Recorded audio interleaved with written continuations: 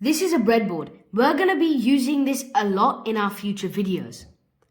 A breadboard is used for connecting components together. In a breadboard, all of these points here are connected. And all of these points here are also connected. The points here are connected this way.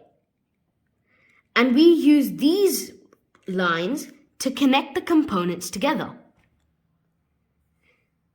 That means if we put power on this plus row, it will come anywhere on these points because all of these points are connected. And the same goes for this row, which is ground. If you put ground here, all of these points will become ground terminals. They're all connected like this. These lines are connected this way, and these lines are connected this way. We have built this circuit on a breadboard. This is the breadboard diagram. Usually you would do this for complicated circuits, but right now it's not so necessary. But for your understanding, I have made a breadboard diagram to make it clear how to connect it. So, the positive 8 volts goes into one end of this resistor, which is this wire. The other end of the resistor is connected to this column, 8, and this end of the LED is also connected to this column so that this resistor and the LED are connected. And the other end of this LED is connected to the negative terminal, which is this wire here. Same for this one. The 8 volts goes in here, which is this column. The other end of the resistor goes into this end of the LED, which is this wire here, this connection. And the other end of this LED also goes to the negative terminal here. So this is the circuit here. And so I have built it exactly according to this. And so we can now connect these into power, and as expected, both LEDs turn on like that. Later we will see how to measure these voltages and currents. The multimeter we'll be using to measure all of our projects. There are a few checks you need to do before using a multimeter. The first thing is to make sure the probes are in the right place. First of all, you need to make sure this probe, the negative one, goes into COM, which is ground. So you don't need to move this at all. But the position of this probe depends on what you're trying to measure. This hole here is for volts, ohms, and capacitance. This hole here is for measuring small currents. This hole here is for measuring big currents. If you're trying to measure current but you don't know how much is in there, you should start off with the bigger 20 amps, because you want to make sure that you don't fry your multimeter. If you don't see any reading over here, then you can go on and switch it into the small current, which is milliamps. The second check we need to do is to make sure this dial is in the right place. Here is HFE.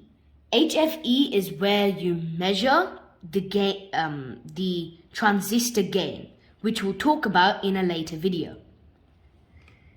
Here is the DC voltage measurements. You can see it's DC by this symbol. It goes from 200 millivolts to 1000 volts. After that is the AC volt measurements, which is shown by this wavy line.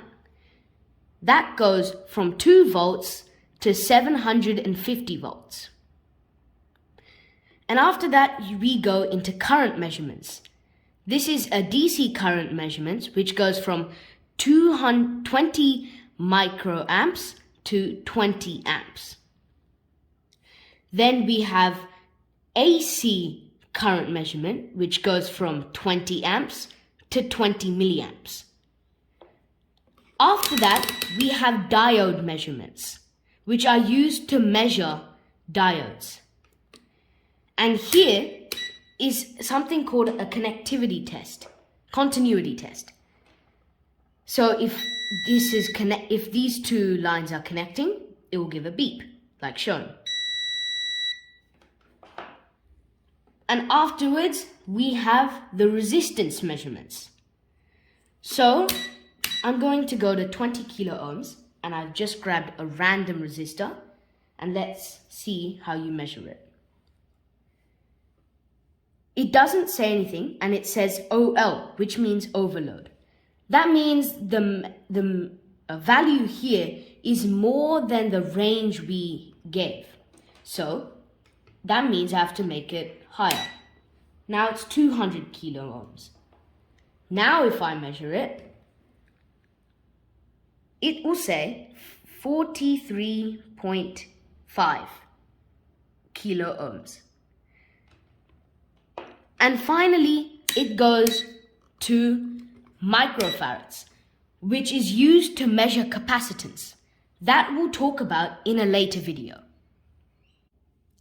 For all of these measurements here, except for measuring current, we keep the red dial on this port. But if we're measuring current, we put it on either of these two. Okay, so we're going to take some measurements on this circuit we made.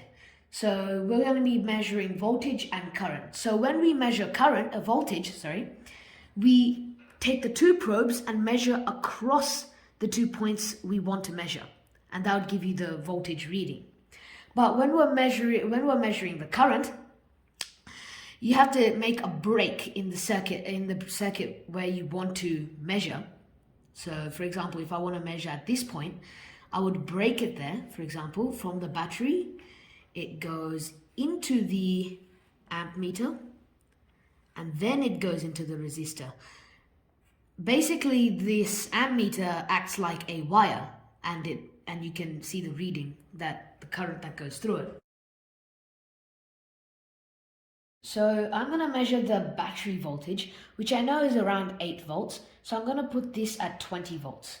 So I'm going to put this plus in the plus section line, and I'm going to put this here, and it gives a reading of 8.15 volts. Okay, so now let's measure the voltage across the LEDs. So I'm going to plug this in. Okay, so this plus end goes into where the power comes from, and the negative end where the ground is, and that gives a reading of 3.11 volts. Great. So let's do the other one. Same thing. Plus goes to where the power comes from, and negative goes where the ground is. So that is 3.34 volts. Okay, now let's measure the current. And like I said before, we have to make an opening. So let's say we're measuring the current here. So I'll have to open this up. Always remember to set this to current. I know it's milliamps, so I'm going to put it there. The plus goes into where the current is coming from, and this negative goes into where the current is coming out. And now you can see that it lights up, because remember, this amp meter acts like a wire, and it gives a reading. Remember, you have to switch here. Gives a reading of 4.9 milliamps. Okay, so that's great.